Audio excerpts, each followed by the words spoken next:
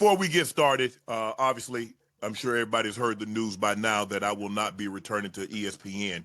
I found out this information a little earlier in the week, Mm-hmm. and really the only thing that I really ask is like, guys, could we wait until Monday?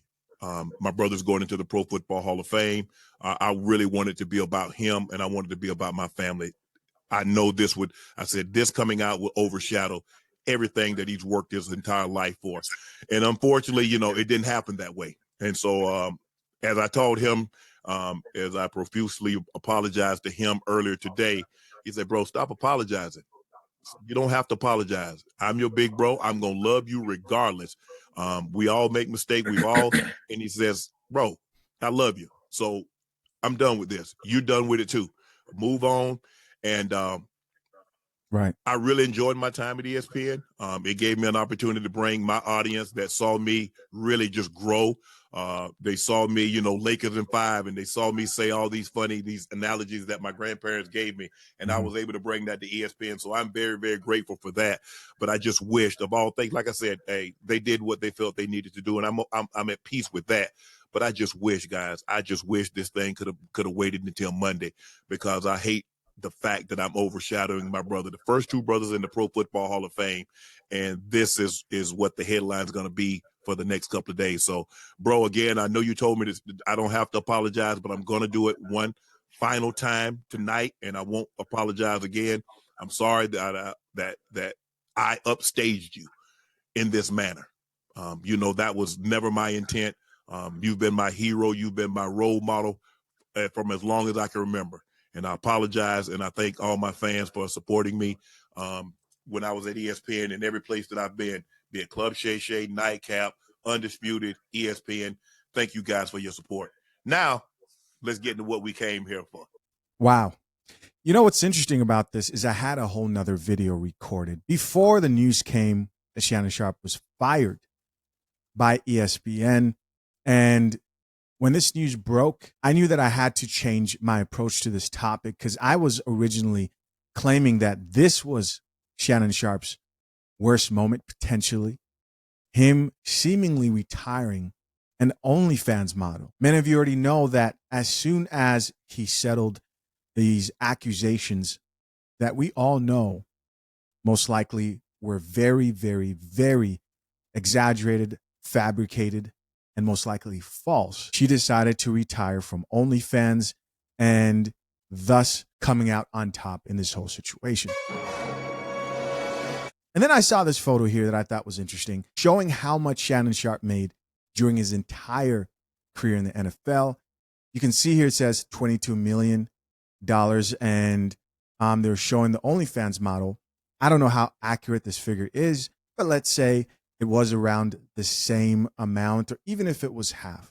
The fact that she would be able to acquire half of his entire NFL career earnings without having to get on the field and put in that blood, sweat, and tears on the field, but instead in the bedroom, is really insane to think about. Now, to my meticulous financial audience, I understand that, we're not taking inflation and everything else into this conversation, which would probably bring down the value of that amount of money even more, but it's still a lot. Still a lot of money. The type of money that states today would believe a woman would be awarded after raising children, being married, she was able to get without the divorce and only false claims, because Shannon Sharpe could not control his lust. Drink the coffee, it'll make you feel better. Let's talk about the sponsor of this channel, FathersHaveRights.com. Engaged and soon-to-be married men, a single prenup slip-up can cost you tens of thousands later. Waiting until the last minute or signing under pressure are the mistakes that sink most agreements. My step-by-step guide at FathersHaveRights.com, built with expert attorneys James Sexton and the lead attorney, shows you exactly how to avoid every costly prenup mistake, all for the price of a couple of dinner dates. Tap the link pinned to the top of the comment section to safeguard your future and join the hundreds of soon-to-be husbands protecting their marriages the right way. Which leads me to what I want to talk about next. Something that I don't think we talk about enough on this channel at all, but it's very true. Many men are destroyed by their inability to control their sexual temptations. This isn't the first time, obviously, a man who's been thinking with the wrong head has gotten caught up, and it most likely won't be the last. You know, you often hear men say things like, don't pick the wrong woman. She will ruin you. Be careful who you marry. Be careful what type of woman you entertain or marry, when the truth is, some of you don't need a marriage to ruin your lives with women. You do it yourselves. You do it yourselves. That's the coffee we're going to be getting to here in this episode. And a lot of men think they're ready to drink the coffee until the shoe fits. I've been there. I've had to say, that looks crazy. I'm not going to entertain that. We've all been there. Most men will have to contend with the battle of lust on this earth, and many will give into it and ruin themselves. Ruin themselves. And there are also a lot of warnings to men in Proverbs. I'm talking about the scripture here. I'm talking about the Bible related to wisdom. The verse is Proverbs 9:8. It says, do not rebuke mockers. Right? These are people who don't want to listen to wisdom, who don't want to drink the coffee, roughly translated, or they will hate you.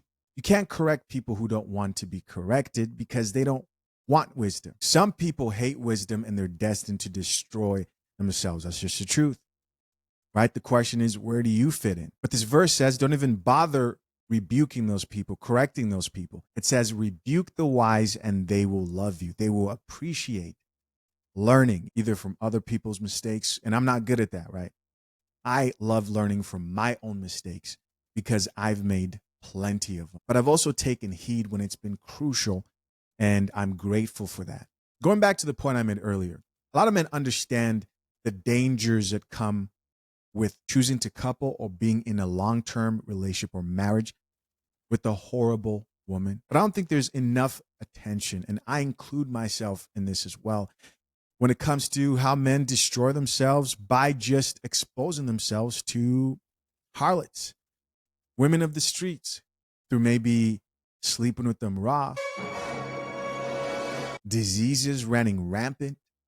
I just saw a video that was addressing the STD crisis in Houston and all over the nation, right? You can't sit there and brag about how a marriage is going to destroy you financially when you've already been destroyed financially because you have 3 or 4 kids that you fathered outside of wedlock, and you don't understand that if it costs you $250,000+ to raise those kids up to 18 years old, you're in debt, and you can times that by how many children you have to raise. You already screwed yourself over. Be careful, be careful, be careful. And this is less about Shannon Sharpe, but more about what men in general can learn from this. Because I did hear him say, oh, I asked ESPN, which is what it sounded like. He reached out to him and said, hey, you know, this is the first time 2 brothers have ever made it into the NFL Hall of Fame. Can we please wait until Monday, until we celebrate this accomplishment before this is publicized and overshadows his day? And I'm listening to that because he's frustrated that they didn't honor that. And that's the thing, right? You don't get to decide the consequences of your actions when they come. You don't get to say, ideally, I would like you guys to embarrass me at this time. It happens at the worst possible time. I thought his biggest L, like I said earlier, was this situation, but I actually believe it's how this situation has affected this moment that he probably was hoping him and his brother could celebrate and could be acknowledged publicly, but instead he's being put to shame. For the lips of a strange woman drops as an honeycomb, and her mouth is smoother than oil, but her end is bitter as wormwood, sharp as a 2-edged sword. Her feet go down to death. Proverbs 5:3-5.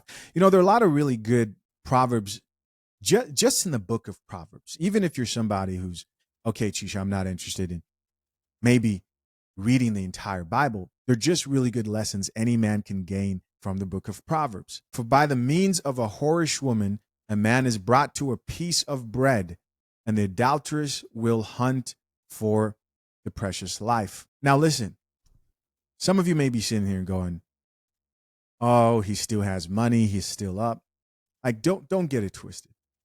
As you age, as you grow, these moments matter more and more, right? You want less of those moments. You want less of you exposing yourself to toxic women. When you look back, unless if you're a psychopath, it matters the relationship you have with your children and the legacy you leave behind. And so really, this is a message for all of us, myself included.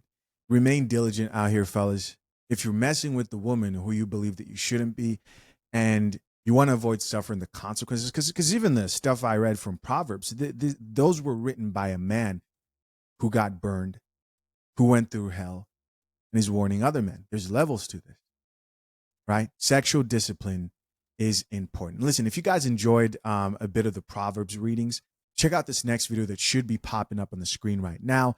It's just like a calm voice of Proverbs reading. Good stuff. It'll calm you down, especially for my men who value their spirituality. I have no idea who owns this video and channel. I just stumbled on it myself. But it was uplifting and it was empowering for the type of man who values wisdom from Scripture.